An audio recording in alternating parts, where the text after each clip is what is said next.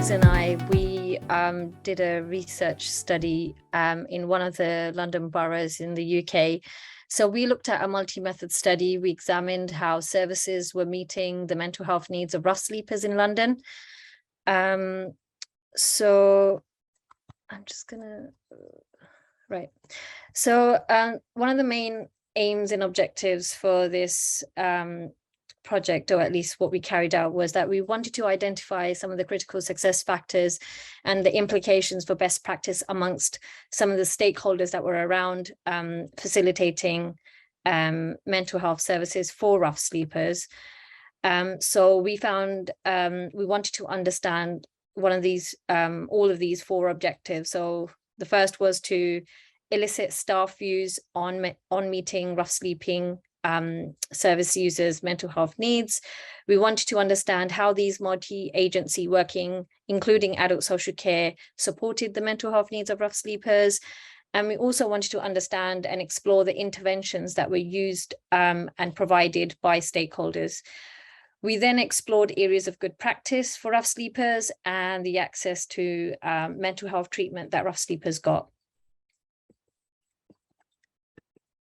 So what is rough sleeping? So in the UK, we define homelessness as someone with no accommodation or a place to live, or they can reasonably occupy. So there's three clusters of homelessness. The first is rough sleeping, which is the most common one, where people will be on streets, bedding, or maybe on public transport. The second is statutory homelessness, and that's where people approach local authorities where they're threatened with homelessness or being homeless. And then the third one is hidden homelessness. This is where people from households that are unknown to include any official statistics that come out. So generally, these people would typically be temporarily staying with friends, family, sofa surfing. They live in certain conditions which are unreasonably they can't really occupy in them, and basically it poses a lot of risks for health and safety reasons. So what we did in our study was that we looked at a multi-method approach. So what we did was we looked at a documentary analysis and focus groups, which examined service provisions and delivery from different organizations in this local borough. So there were two phases. The first phase was looking at the document analysis. So we looked at how these documents, and I'll come to exactly what these documents are, how they informed us of these focus groups that we had later on to address mental health needs by using that method first. And then the second thing we did was that we got two online focus groups, and they were conducted with one, the service leads from like the stakeholders that were involved, and then the second was the outreach workers that were within those organizations. So again, service leads are people that are kind of, top up, they know what they're doing, and they have everything kind of under their control in terms of what goes out in each of their organizations. And an outreach worker is somebody who works very closely with rough sleepers, and, they're out on the streets with them and looking out where they kind of are. After this, we transcribed the data, and then it was thematically analyzed. So in terms of data collection, again, there were two phases here. Data was then requested from these key stakeholders. We looked at their organization web pages. And what we did was that we analyzed against the set criteria and gaps within the service provision. And these were then highlighted and combined. And then we looked at the evidence to identify any major themes that were coming out from there. And from the second phase, we looked at this as a purposive sample, and we used this to inform the relevant service who met the inclusion criteria. And then they were then invited to the focus group. So anyone that was included that met that criteria then were included within those focus groups. And then within those two focus groups, again, we had 6 service leads and then 5 outreach workers from those different organizations that took part in that study. So our inclusion criteria, of course, we looked at public or private organizations that contribute to addressing mental health needs of rough sleepers. We looked at service leads, and that's the person who's responsible for leading the service, the team that works with rough sleepers quite closely. And then outreach workers is a person who has a responsibility for, and they work quite directly. So they signpost, they therapy, they give support, they just kind of see what goes on. And as a matter of fact, I actually went out a couple of times whilst I was doing this study with my colleagues, just to understand how people are, especially on outreach level. I wanted to understand how people were addressing the needs for people that were on the streets. So I've actually experienced that myself. So this is the summary table of themes and documentary analysis. We found 3. So there was assessment and referral. So there were short-term and long-term services that needed addressing. Services, we saw that there were themes about accessing services and signposting. There was also something about interfacing with other services. There was post-homelessness. That was another thing that came out. And then therapeutic frameworks. So there were psychological frameworks that we looked into, and we looked at co-production models, and we looked at building trust with professionals as well. So some of the focus group findings that we found during our interviews that we did. So we looked at the service that was available versus the needs of service rough sleepers. So experiences of those rough sleepers, the services available, and their engagement with them. And then we looked at the multidisciplinary working, and that's the assessment and referral, interface with other services. And then finally, the psychological informed environment model, which looked at treatment interventions and the risk that was held by these services that were around. So in terms of the first theme, we looked at experiences of rough service users' experiences. So some of the participants, they discussed about how rough sleepers need person-centered care when they're working with rough sleepers, and also about making decisions on their behalf, because sometimes with rough sleepers, they're unable to communicate that well. So a lot of participants shared that sometimes rough sleepers were described as having negative interactions with services.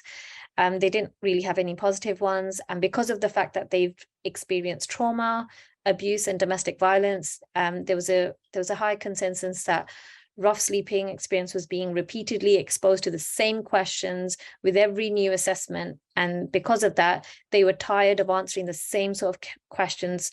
And that's why a lot of rough sleepers started to disengage with services.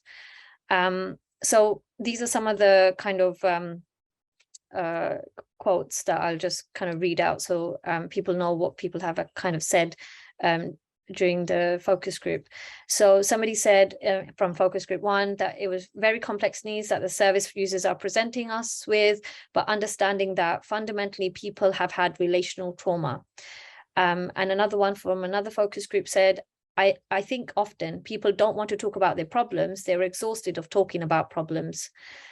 And from focus group 2, we found early stages of engagement who are very mistrustful, who have got entrenched views, who have given up hope, maybe who've become socialized with street culture, or who have become socialized in survival mode.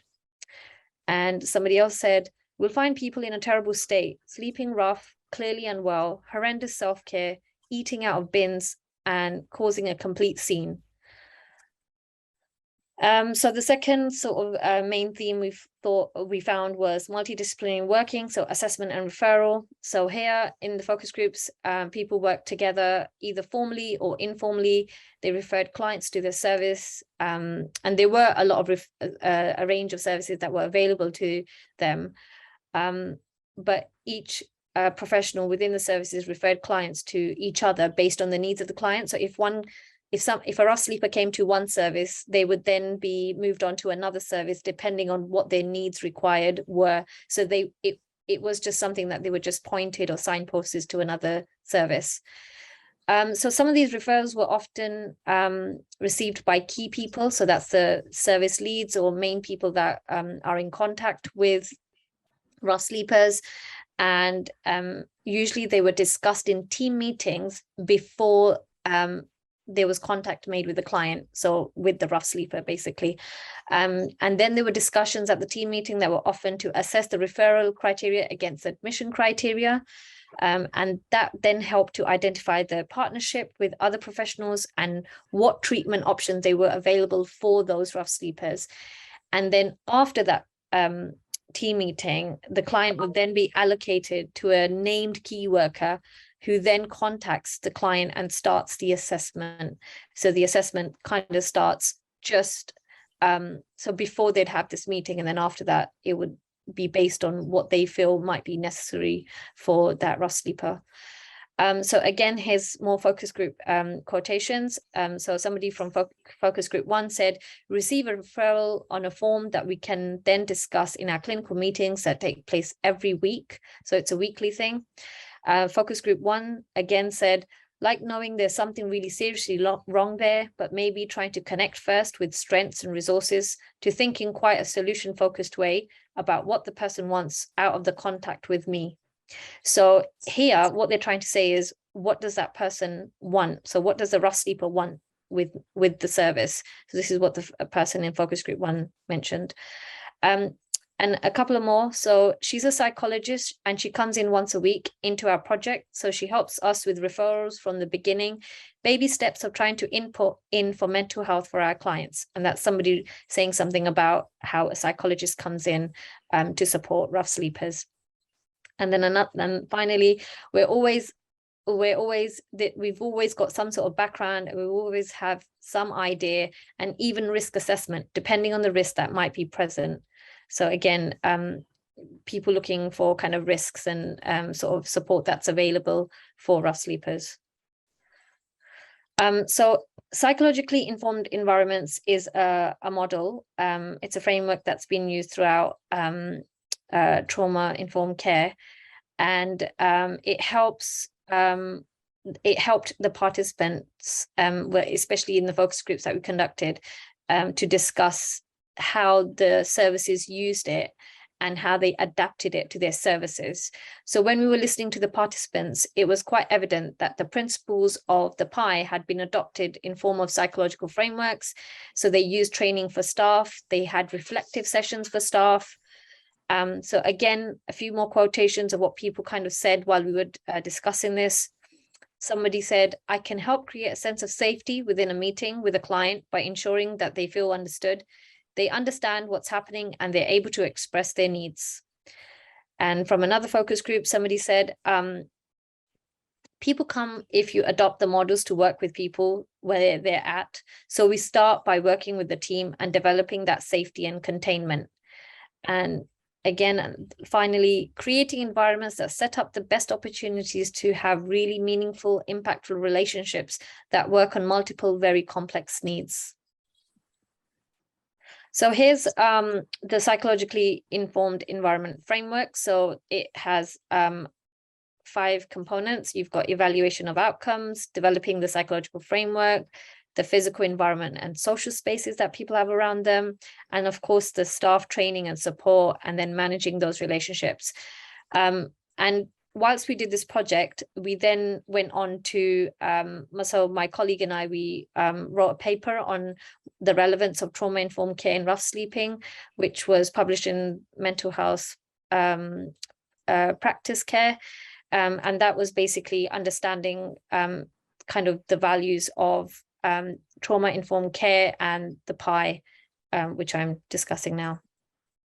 So some of the recommendations we found were that the multi-agency involvement in the development of these referral pathways between the stakeholders and rough sleepers were through mainstream services. So people had to go through mainstream services. Some rough sleepers had to go into like accident emergency departments, and they were then kind of signposted, or they would have to go to other services to get the support that they needed. We also recommended to develop a fast track process to reduce the waiting lists, because that was something else that was prevalent for services and further deterioration in their physical and mental health. And then also we looked at the training and embedding the PI model across all services, because we only kind of handpicked a few from a particular borough. If you looked at it across the whole of the London and different boroughs that there is within London, then that could be embedded with working with other rough sleepers around other areas. And finally, we also thought about recommending to equip outreach workers with specialist skills to support their work with rough sleeping. And here are the references, should anyone need further kind of readings on what we've kind of discussed today. Thank you. And if there's any questions, do let me know. I'm happy to answer them. Thank you very much for your very, very interesting presentation.